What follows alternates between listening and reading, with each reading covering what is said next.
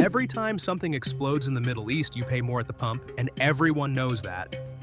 But what nobody tells you is that the warships are not what closed the Strait of Hormuz in 2026. The missiles did not close it, the drones did not close it, but a quiet meeting in a London boardroom did. Within 48 hours of the first bombs falling on Iran, tanker traffic through the Strait of Hormuz collapsed by more than 80%.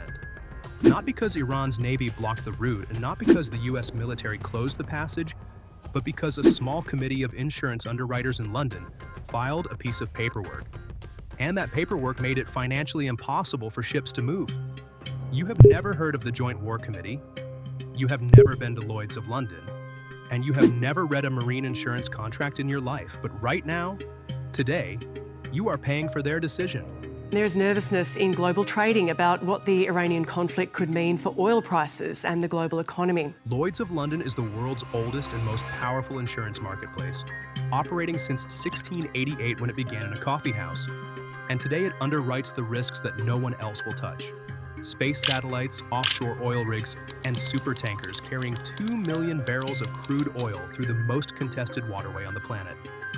Buried inside Lloyd's is a body called the Joint War Committee, or the JWC, which is not a government, has no elected members, and answers to no parliament, no president, and no international treaty. It is simply a committee of underwriting representatives from the Lloyd's Market Association and the International Underwriting Association, and their job is to maintain a list of waters around the world deemed too dangerous for standard marine insurance coverage.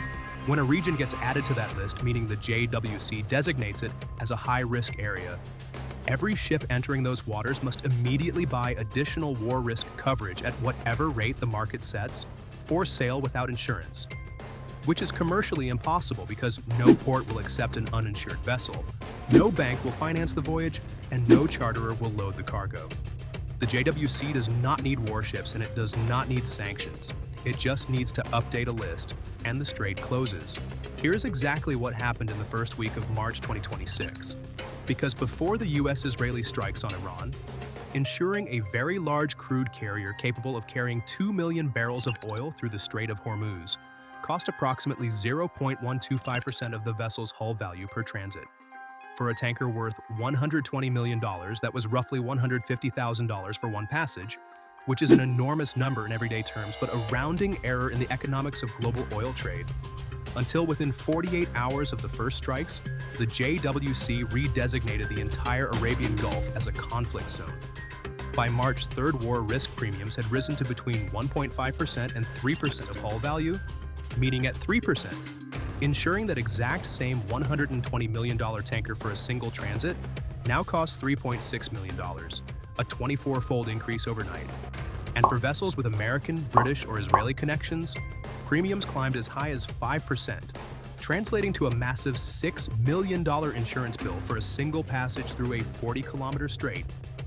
But here's the part that makes this more than just a shipping story, because on March 5th, 7 of the 12 clubs belonging to the International Group of Protection and Indemnity Clubs, mutual insurers that collectively cover 90% of the world's ocean-going tonnage, issued 72-hour cancellation notices for war risk coverage across the Persian Gulf. This was not repricing, it was a complete cancellation, where coverage technically remained available but only at rates that made transit commercially impossible. Within days, over 150 commercial vessels sat anchored outside the strait, according to maritime tracking data, as tanker traffic dropped first by 70% and then approached zero, while Maersk, CMA CGM, and Hapag-Lloyd suspended all transits simultaneously. The strait that normally handles 20% of global oil trade and 20% of global liquefied natural gas had been economically sealed, not by Iran, not by the US Navy, but by paperwork filed in London. Here's where this stops being a story about ships and starts being a story about you, because every cost added to a supertanker transit gets passed down the supply chain, meaning every dollar of war risk premium charged by a London underwriter becomes a fraction of a cent added to every barrel of oil. And every barrel of oil feeds into every petrol price, every food price, and every manufactured good that travels by sea. But here is something most people do not realize. Oil does not just power your car, it powers the truck that delivers your groceries, the factory that makes your clothes, and the container ship that brought your phone from a manufacturing plant on the other side of the world. So when the cost of moving oil goes up, the cost of moving absolutely everything goes up. Every single product in your daily life has a shipping cost baked into its price.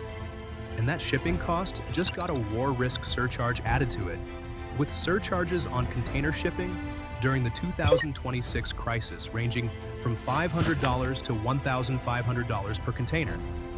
That is every container on every voyage, passed directly to the importer, passed directly to the retailer, and passed directly to you at the checkout, driving basic food prices in Gulf states up between 10% and 18% in the first months of 2026 alone, with a massive portion of that increase attributed directly to shipping and insurance costs. This is not an abstraction. This is the price of rice, the price of cooking oil, and the price of fuel to heat a home, with the geopolitical risk premium added to global oil prices by the Hormuz disruption estimated by analysts at between $8 and $14 per barrel in March 2026.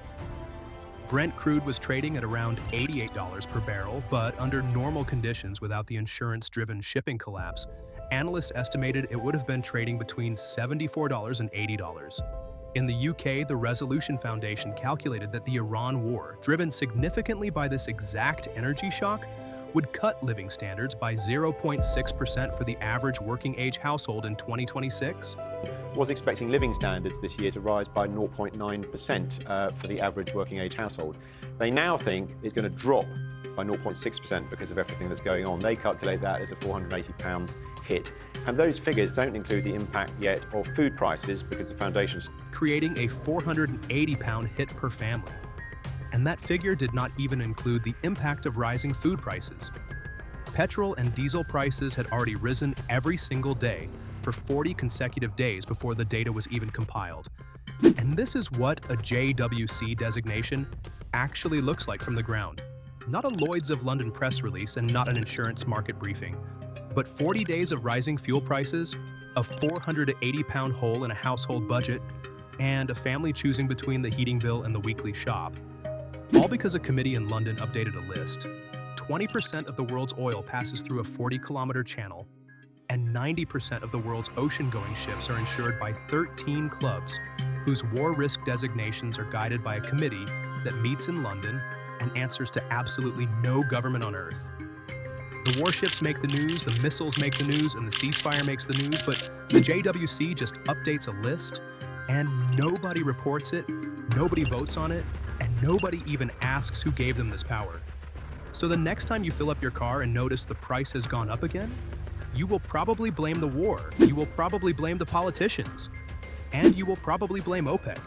But you will not think about a committee of underwriters in London who decided one morning that a strait was too dangerous and then sent you the bill.